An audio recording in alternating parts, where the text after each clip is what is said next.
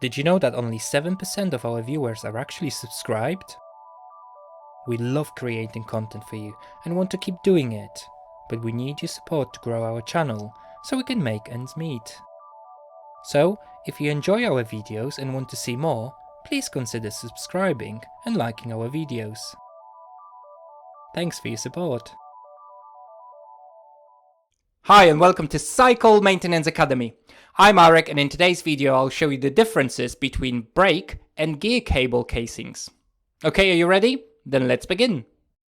Brake and gear cable casings are essential components within a bike's cable brake system, working in conjunction with inner cables. Although they look similar, both brake and gear outers have different builds and functions. Brake outer casing. The brake outer casing is made out of tightly coiled steel tube, covered by a thin plastic sheath.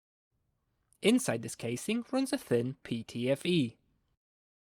The coiled steel tube is designed for strength, and it can compress slightly when you pull the brake cable. This makes it strong enough not to split during braking. The design also makes the brake outer casing more flexible than its gear equivalent.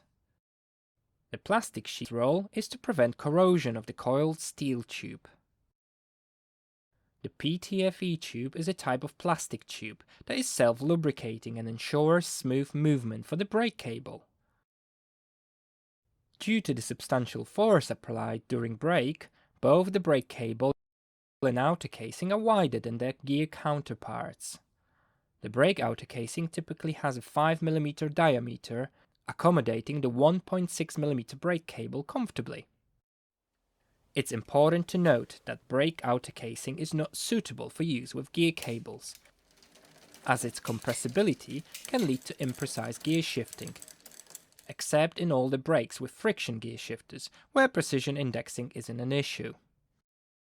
Gear outer casing. The gear outer casing comprises numerous thin wire strands, coated in plastic on the outside, with a thin PTFE tube running through its interior. This striated wire system plays a crucial role in precise indexing for modern bike gears, as it resists compression, ensuring the derailleur moves precisely one sprocket with each shifter click. Because less force is applied when shifting gears compared to braking, both the gear cable and outer casing are narrower. The gear outer casing typically has a 4 mm diameter, efficiently accommodating the 1.2 mm gear cable. It's crucial to note that the gear outer casing cannot be used with a brake cable because the gear outer casing lacks the strength to withstand the compression force generated during braking. Thanks for watching the video, and I hope you found it helpful. If you did, please consider giving a small donation to support me in making more videos. You can do this by clicking on the super thanks icon below the video. Your support means the world.